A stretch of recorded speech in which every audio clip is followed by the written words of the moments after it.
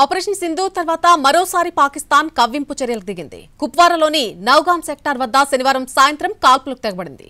ఈ కాల్పులను భారత్ వీటిని సమర్థంగా తిప్పికొట్టింది. దీంతో పాక్ భారత్ నియంత్రణ రేఖ వద్ద ఉద్రిక్త పరిస్థితులు చోటు చేసుకున్నాయి. దాదాపు గంట పాటు సాగిన ఈ కాల్పుల్లో ఎవ్వరికీ గాయాలు కాలేదని అధికార వర్గాలు పేర్కొన్నాయి.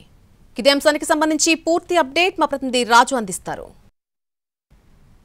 భారత్ పాక్ మధ్య మరొకసారి కాల్పుల ఉల్లంఘన జరిగినట్టుగా తెలుస్తుంది. వాస్తవానికి ఆపరేషన్ సింధూర్ తర్వాత అంటే మే నెలలోనే మే 7వ తేదీన ఆపరేషన్ సింధూర్ జరిగింది. ఆ తర్వాత భారత్ పాక్ మధ్య సీజ్ ఫైర్ కి సంబంధించినటువంటి ఒప్పందం జరిగింది. ఎందుకంటే ఒకవైపు పాక్ పెద్ద ఎత్తున భారత్ పై దాడి చేసే ప్రయత్నాలు, ఆ తర్వాత భారత్ సైతం పాక్ లో ఉన్నటువంటి ఉగ్రవాద శిబిరాలపైన ఆపరేషన్ సింధూర్ పేరుతో దాడి చేయడం, ఇవన్నీ జరిగిన తర్వాత రెండు దేశాల మధ్య ఉద్రిక్త పరిస్థితులు నెలకొంటున్నటువంటి నేపథ్యంలో ఫైనల్ గా ఇద్దరి మధ్య కూడా శాంతియుత వాతావరణాన్ని తీసుకొచ్చేందుకు సీజ్ ఫైర్ ఒప్పందం జరిగింది. అప్పటి నుంచి నేటి వరకు ఎక్కడా కూడా ఎటువంటి ఈ కాల్పులకు సంబంధించినటువంటి ఆస్కారం లేకపోయినప్పటికీ కూడా తాజాగా అంటే నిన్న సాయంత్రం కుప్వారాలో ఉన్నటువంటి నౌగాం సెక్టార్ వద్ద ప్రత్యేకంగా పాకిస్తాన్ కు సంబంధించినటువంటి ఆర్మీ భారత్ వైపు అంటే ఎల్ఓసి వద్ద 4 రౌండ్ల కాల్పులు జరిపినట్టుగా తెలిసింది. ఆ సమయంలోనే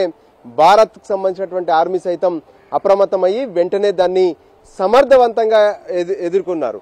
అదే సమయంలో అక్కడ ఎటువంటి ప్రాణ నష్టం కూడా జరగలేదని తెలుస్తుంది. దీనికి సంబంధించి ఇప్పటికే రక్షణ శాఖ పూర్తి స్థాయిలో ఒక విచారణ జరపడమే కాకుండా అక్కడ ఉన్నటువంటి పరిస్థితులన్నింటినీ కూడా అంచనా వేస్తూ మరోవైపు ఎటువంటి పరిస్థితులనైనా సరే ఎదుర్కొనేందుకు సిద్ధంగా ఉన్నామనే సంకేతాలు కూడా భారత్ ఇస్తూనే ఉంది.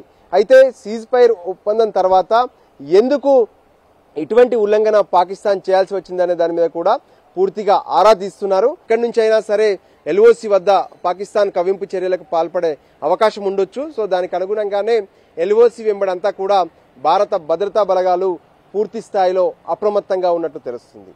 కెమెరా పర్సన్ సంజీవ్తో కలిసి రాజు, ఢిల్లీ నుంచి.